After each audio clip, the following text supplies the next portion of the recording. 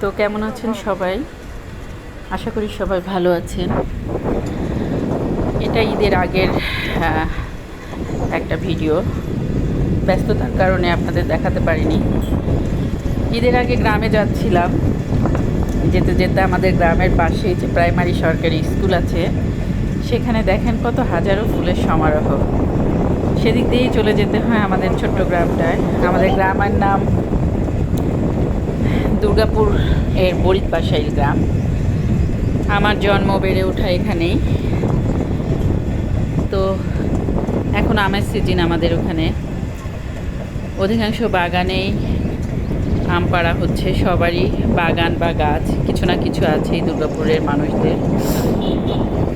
গ্রামে মাটির টানে চলে যাচ্ছি। শুধু আমি না, হয়তো এই ঈদের সবাই চলে যাচ্ছে গ্রামে। গ্রামের পরিবেশটা সবসময়ই সুন্দর লাগে আমার। থাকা হয় না খুব একটা, কিন্তু আমি যাই, মাঝে মাঝে যাই। আগে তো প্রতি সপ্তাহেই যেতাম। তো এখন বাচ্চা কাচ্চার পড়াশোনার কারণে আসলে সেভাবে যাওয়া হয় না। কিন্তু গ্রাম তো গ্রামই। গ্রাম মানেই ভালো লাগা, ভালোবাসা। গ্রাম গ্রাম, গ্রামের আর কি বর্ণনা দিব।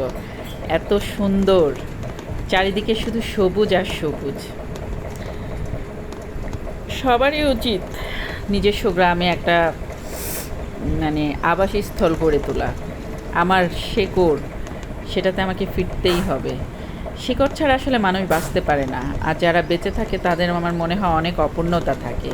শেকড়কে ভালোবাসুন, বাবা মাকে ভালোবাসুন, নিজের বাবা মা ভাই বোন এদেরকে ভুলে যাবেন না। হাজব্যান্ডের বাবা মা ভাই বোন তারাও নিজের। চেষ্টা করতে হবে সবাইকে নিজের করে নিতে। কিন্তু এখানে একটা ব্যাখ্যা আছে যে আসলে অনেকে চেষ্টা করলেও অনেকে মিশতে চায় না।